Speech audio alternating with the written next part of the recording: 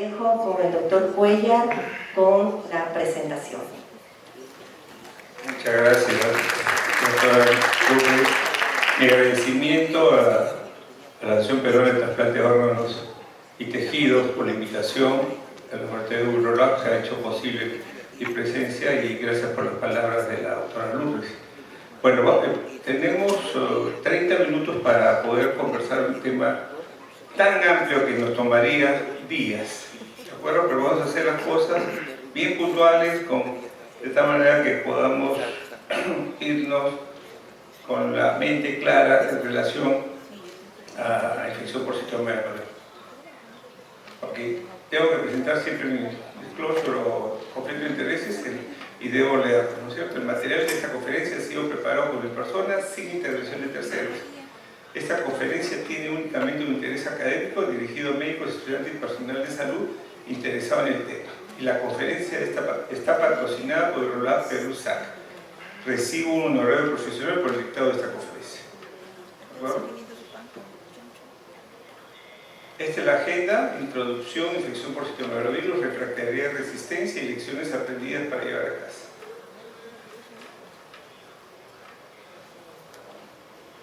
Ok. Estamos hablando del mundo de los inmunocomprometidos, ¿no es cierto? Entonces tenemos que hablar del sistema inmune del ser humano. Nuestro sistema inmune tiene tres grandes actividades: la actividad antiinfecciosa, la actividad antitumoral y la actividad de tolerancia a lo propio. Cada una de estas actividades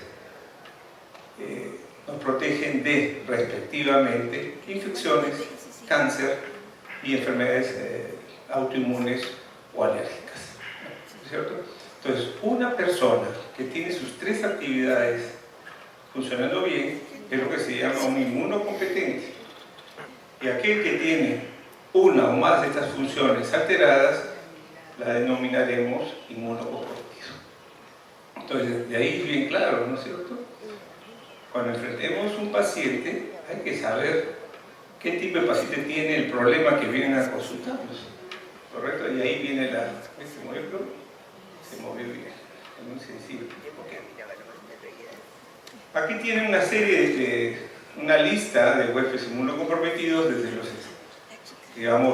extremos de la vida: los pacientes oncológicos, oncohematológicos, los pacientes trasplantados, ya sean hematopoyéticos, órganos solos, los tratamientos que reciben estos pacientes, ya sea quimioterapia, radioterapia, cirugía, corticoterapia, drogas inmunosupresoras, los pacientes con enfermedades crónicas, ¿no es cierto?, como diabetes mellitus, enfermedad renal crónica, cirrosis hepática, enfermedades autoinmunes como lupus eritematoso sistémico, las condiciones de malnutrición, que puede ser desnutrición, obesidad, quemados, etc.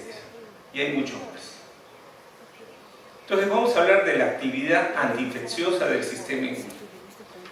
Siempre en la facultad nos enseñaron que hay una inmunidad innata y una inmunidad adquirida. Nos olvidamos de esto y decimos que el sistema inmune tiene tres grandes componentes: el componente fagocitario, el componente tumoral y el componente celular.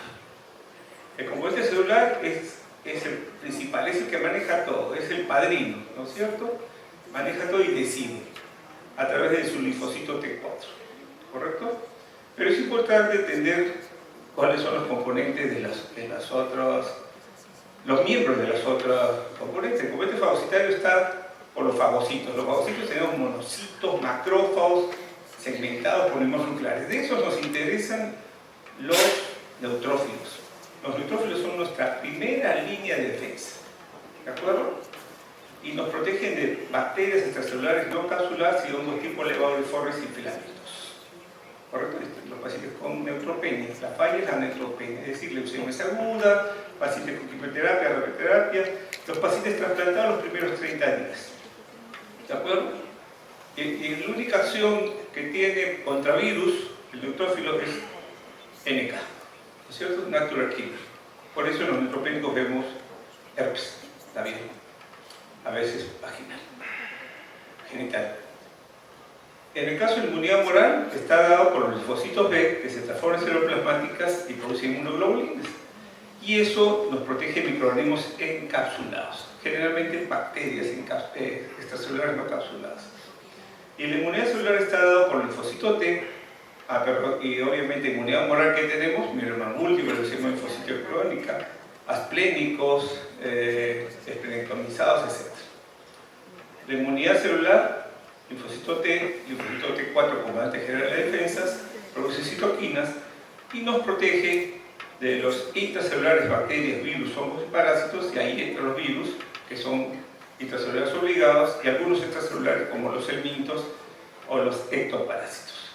Si ustedes ven, el sistema inmune es maravilloso, controla todo, todos los microorganismos que pueden existir en el mundo los controla. Simplemente hay que saber conocer todos los microorganismos y cómo se comportan y cómo funciona el sistema inmune contra ellos. ¿Correcto? Y saber qué le pasó al paciente para que haya desarrollado alguna de estas infecciones. Entonces, la deficiencia fagocitaria, neutropenia. La deficiencia humoral, agama hipogamoglobulinemia. Y la deficiencia celular, linfopenia T4.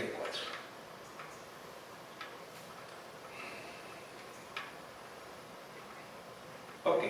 Entonces, el tipo de agente infeccioso responsable de la infección en inmunocomprometidos dependerá del tipo de inmunocompromiso que tenga, del tratamiento impartido y del aspecto epidemiológico, ¿no es cierto? Los pacientes trasplantados, en este caso superior trasplantados de células progenitores hematopoyéticas, clásicamente de 0 a 30, más de 30 a 100 días y luego más de 100, ¿no es cierto? Los primeros 30 días están golpeados las tres líneas, pero principalmente neutrófilos. Entonces, hay neutropenia, bueno, marcaremos acá, ¿no? Bacterias extracelulares no encapsuladas y hongos filamentosos y hongos levodeformes. La teoría se cumple. Después de 30 días ya no hay neutropenia, generalmente. Y hay deficiencia de inmunidad celular y humoral, pero predomina la celular. Por lo tanto, aparecen los virus. Y aquí está citomegalovirus. ¿De acuerdo? Y después de 100 días, sigue la deficiencia celular y humoral, pero predomina la humoral. Y como hemos dicho, microorganismos encapsulados. O sea, hay que seguir las reglas, nada más. Tener los conceptos claros y hacer lo que nos dicen las normas para prevención, para tratamiento, para pruebas diagnósticas, ¿no es cierto? Entonces, vamos a ver. Ok, ya hemos visto y ya sabemos que el citomegalovirus es controlado principalmente por la inmunidad celular. ¿Hay microorganismos que pueden tener más de un control inmunológico? Claro que sí, pero no es el momento para ampliarlo porque tengo el tiempo justo. Ok, ¿está bien sensible esto? Ok, listo. Citomegalovirus es un virus ADN y conforma el grupo de los virus que se transmiten por beso, ¿no es cierto? 80-95% de la población ha tenido contacto con citomegalovirus, ¿no es cierto? Hemos hablado, el componente celular es el que controla principalmente al citomegalovirus en los pacientes inmunocompetentes. Y acá lo que tenemos, ejemplos de pacientes hematológicos no trasplantados, miren la frecuencia, ¿no? Son desde un solo dígito hasta 2 dígitos, ¿no es cierto? No es lo más frecuente, pero parecía, ¿no? En el instituto vemos los trasplantados, vemos MB, pues, ¿no? Pero en los no trasplantados cada vez vemos más, ¿no es cierto? Cada vez vemos más. Cortesía probablemente, no tanto de la inmunosupresión, cortesía de los tratamientos que inmunosuprimen más, ¿no es cierto? Y eso ya hacen pacientes trasplantados, ¿no es cierto? Las cifras pareciera que los no trasplantados tienen más infección que los trasplantados, pero bueno, dependiendo de las series, ¿no? Pero acá son varias series. ¿Ok? ¿Cómo se transmite el citomegalovirus? El citomegalovirus se transmite por forma congénita, intrauterina, transplacentaria, perinatal, postnatal, sanguínea y trasplantes. Tanto trasplante de órganos sólidos como hematopoyéticos. Y miren los grupos potencialmente de riesgo de infección por citomegalovirus. A la cabeza, ustedes lo ven, hay dos, ¿no es cierto? Los halogénicos, seropositivos, y los trasplantes de órganos sólidos. Ahí está la pelea, ¿no es es cierto? Esos son los óleos. ¿Y cuáles son las situaciones de riesgo para reactivación del citomegalovírus? Si estamos hablando que más del 90% de la población tiene serología IgG, entonces obviamente tenemos que evaluar el IgG. Que quizás voy a adelantarlo ahorita, ¿no? La gente sigue pidiendo IgG, IgM para los trasplantes. Hay un buen artículo en la revista española de enfermedades infecciosas y microbiología clínica, si no me equivoco, de 2020 para adelante, en que dice cuál es el valor de la serología en el siglo XXI. En trasplantes, saber quién tuvo y quién no tuvo para si le damos profilaxis, ¿no? Y así evalúan diferentes infecciones. Pero CNV no sirve para eso. El IgG, el IgM no ayuda en nada. ¿De acuerdo? Entonces, esto es para la diferencia. Por ejemplo, son hematopoyéticos. ¿Qué me interesa saber? Alto riesgo, receptor. ¿No es cierto? Que sea receptor positivo o donante negativo. Y el trasplante de órganos sólidos, ¿qué me interesa? El donante. ¿No es cierto? El donante que sea positivo y el receptor negativo. Y esa condición es de alto riesgo. Las otras van en moderados. Y miren qué tipo de trasplantes sólidos son los de mayor riesgo. Pulmón, páncreas, intestino, ¿no es cierto? Pero los moderados tampoco no los podemos dejar de lado. Intestinal, corazón y riñón, ¿no es cierto? Y eso va a depender entonces de qué, de su antecedente, que va a depender del tipo de huésped y que va a depender de las drogas que le demos, las drogas inmunosupresoras. Miren acá esta figura en la que para órganos sólidos, ¿cuál es el más frecuente? ¿No es cierto? El donador positivo con receptor positivo. Y en hematológicos de riesgo, IgG, receptor positivo, ¿no? Bueno, VIH. Y miren el cuadro acá de la incidencia. Miren acá la incidencia. Entre viremia y compromiso de órgano final, ¿no es cierto? Miren los casos de donador positivo, viremia o compromiso de órgano, y aquí receptor positivo.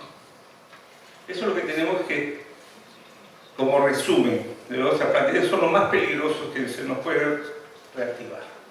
Esta es una información de propuestas de estratificación de riesgo, pero aquí está en los casos de trasplantes hematopoyéticos, halogénicos, de cordón, ¿no es cierto? O fuente plantada con altas dosis de esteroides, en fin, eso ya. Pero el mensaje es esto: la pelea para la protección son sólidos y son hematopoyéticos, ¿no es cierto? Lejos. ¿Cuáles son las formas clínicas de una infección por citomegalovirus? La sintomática, que es la infección citomegálica latente, la primoinfección, la reactivación, la reinfección, el síndrome mononucleósico, la enfermedad citomegalovirus y las múltiples infecciones inmunocomprometidas, ¿no? Hepática, pulmonar, etc. Aquí las tenemos, ¿no? Con cada una de sus proposiciones, y la misma es encontrar la evidencia molecular en los tejidos, en pulmón, en riñón, etc.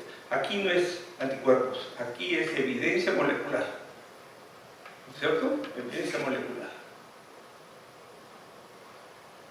Y ese es el gran problema que tenemos para el diagnóstico del citomegalovirus, ¿no es cierto? ¿Qué tenemos en el Perú? Pruebas moleculares. ¿Antigenemia nos ayuda? El PP65 necesita neutrófilos, necesita glóbulos blancos.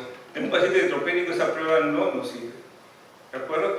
Y hay otras pruebas de secuenciamiento, de leucocitos asociados, infectados con citomegalovirus. Eso no tenemos en el Perú. Entonces trabajamos mucho con pruebas moleculares.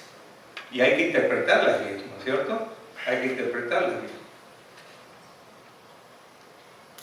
Acá está, ¿no? Las pruebas moleculares de plasma, la P65 que no ayuda, el secuenciamiento, ¿correcto? Miren, todos los blancos que tenemos para controlar la infección, prevenir la infección o la reactivación. Nosotros tenemos profilaxis y tratamiento para el citomegalovirus. Ustedes leerán y les parecerán algunos nombres conocidos o que los usan periódicamente. Entonces aquí tenemos, para tratamiento, que tenemos ganciclovir, valganciclovir, ¿no es cierto?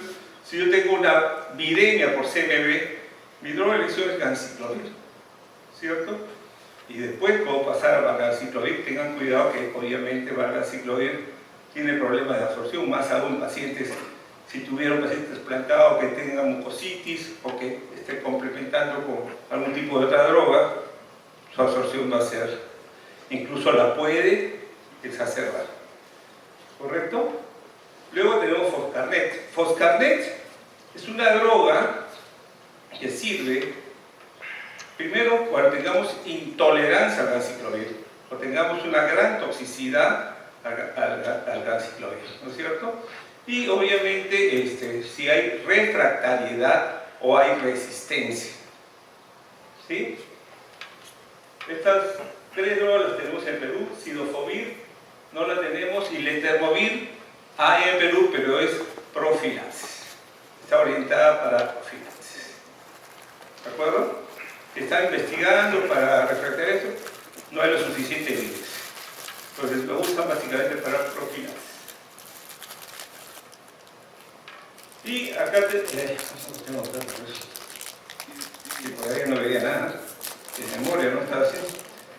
Bueno, el asunto acá es que todas estas drogas tienen el mismo blanco. La polimerasa, ¿cierto? La polimerasa y la UL54. Entonces, si yo tengo eso, no voy a asociar las mismas drogas que tienen el mismo blanco, porque si no se van a pelear. ¿Correcto? La ruta soy endovenosa, la única que es oral es la maribavir, que no tenemos en el Perú, que sirve para el tratamiento. Y el letermovir es oral, pero es para profilaxis. ¿De acuerdo? Entonces, ¿qué tenemos para tratamiento en nuestro país? Ganciclovir, y si hubiera problemas con el ganciclovir, Foscarnet. Todas las drogas, no hay droga perfecta, todas las drogas tienen efectos secundarios. Simplemente que hay que saber manejarlas. ¿No es cierto? Hay que manejarlas. Cuando usan ganciclovir, les dan ácido fólico o ácido folínico. Pregunto. No, nada. Ya. Ok. ¿Qué hace el ganciclovir? Bloquea la vía de los folatos. ¿No es cierto? El ácido fólico es una prodroga. Yo no sé cuánto se transforma. Pero si le dan el ácido folínico, la leucovorina, ¿no es cierto? Sí van a poder actuar bien y prevenir los efectos secundarios. ¿Estamos? ¿Ok? Foscarnet. Foscarnet, por si acaso, la nefrotoxicidad es de los dos, de todas. Y ganciclovir, por ejemplo, tiene más mielotoxicidad que los otros. Pero cuando usan Foscarnet, por ejemplo, hay que hidratarlo previamente. Así como usan en anfotericin B, le pasan la precarga, 500, 1 litro, ¿correcto? Igualito, hay que pasarlo porque para cuidar los riñones, ¿no es cierto? Los túbulos, principalmente. Entonces, lo que hay que hacer es saber utilizarlos, ¿correcto? Y también saber separar las constantes de cualquiera de las drogas y saber la velocidad con la cual tenemos que pasarlas. Por ejemplo, Foscarnet, para citomegalovirus, 1 miligramo por kilo por minuto. Y así con ganciclovir, etc. ¿De acuerdo? Estas drogas, todas estas drogas que estamos mencionando, también tienen acción sobre otros virus, sobre los otros componentes de la familia del pectovirus. Y las dosis pueden ir variando. ¿De acuerdo? Solamente para recordar que la gran mayoría de las drogas, incluso las drogas nuevas, actúan sobre la polimerasa, sobre UL54, salvo maribavir, ¿no es cierto? Entonces va a estar lejano combinarlas los antivirales que tienen el mismo blanco. Se van a matar entre ellos. Ok. Vamos a ver cuáles son las estrategias que se usan en el siglo XXI con relación al tratamiento de infecciones por citomegavirus. Profilaxis primaria, nunca tuve. Profilaxis secundaria, no. Profilaxis secundaria tuve, no quiero que me dé de nuevo. La terapia anticipada es buscando biomarcadores que me avisen. Teníamos el PP65, tenemos el PCR cualitativo, ¿no es cierto? Y luego hacemos el cualitativo y luego vamos a hacer, si tenemos platita, hacemos el cuantitativo, ¿no es cierto? ¿Ok? La terapia empírica, en el caso, miremos, pues empírica, sospecha de su paciente que tiene determinados tipos de características, no me queda otra, no es lo mejor utilizar un antiviral, pero hay que tomar esa decisión. Quizás uno ve una tomografía cerebral y ve la distribución del compromiso cerebral y dice, esto es por citomegalovirus, ¿no es cierto? Cosas así, ¿de acuerdo? Y la terapia documentada es cuando tenemos las pruebas moleculares positivas. Entonces, ustedes ven artículos que se están peleando y discutiendo qué es mejor, profilaxis o terapia anticipada, ¿no es cierto? ¿Cuál es mejor? La profilaxis costo, la profilaxis toxicidad, la profilaxis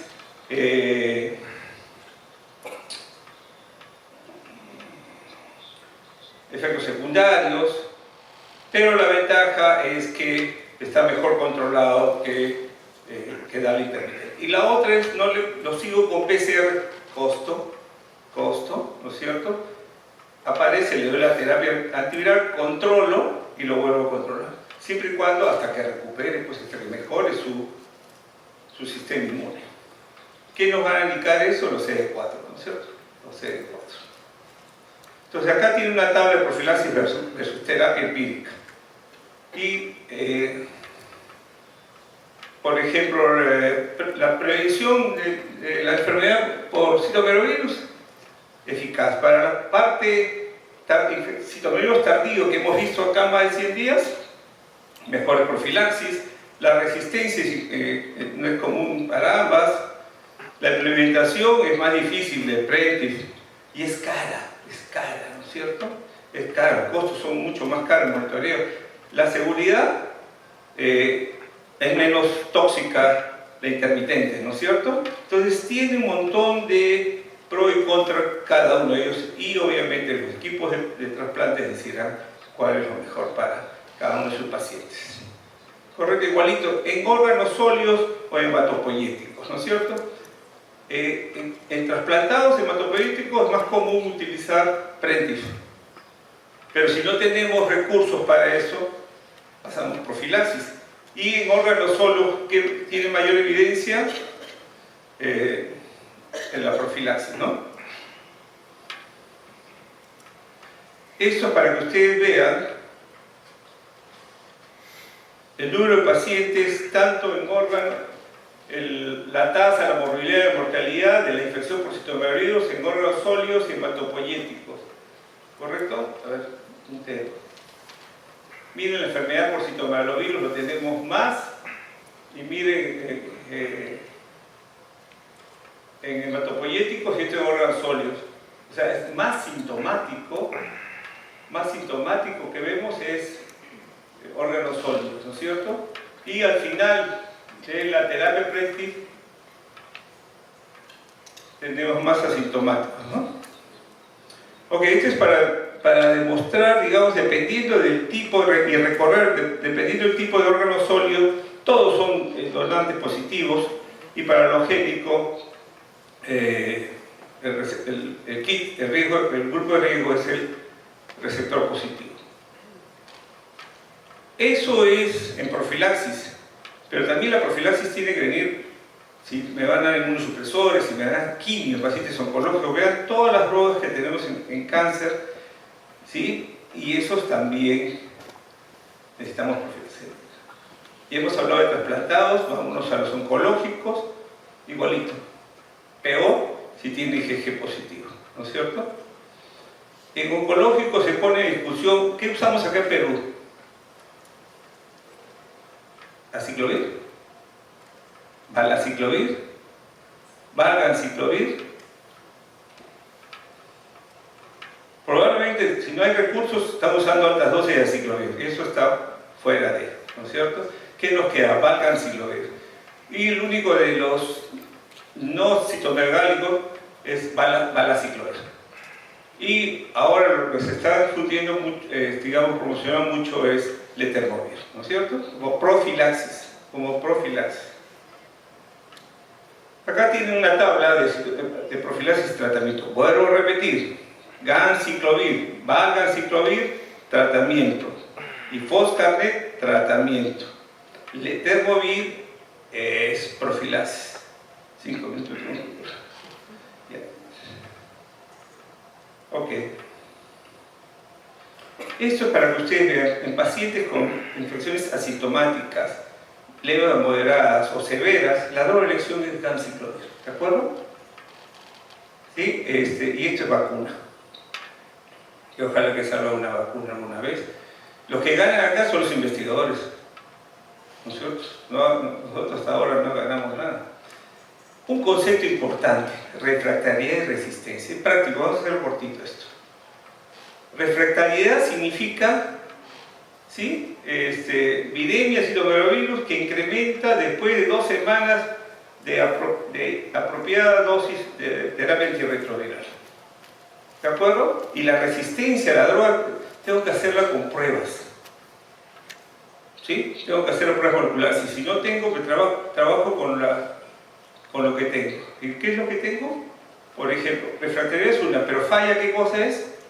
Más de un logaritmo aumentó, ¿no es cierto? En 2 semanas. Le doy 2 semanas de tratamiento, no mejora, tengo que asumir que esto es refractariedad, es que sigue, ¿no? Sigue aumentando. ¿Sí? Y lo que nos orientamos es el logaritmo, no la cantidad absoluta, sino el logaritmo, más de 1. Los factores para hematopoyéticos igualitos, este es el mismo cuadro. Acá está el asunto. Miren la fecha: clínica microbióloga, infección del 2023. ¿De acuerdo? Los europeos.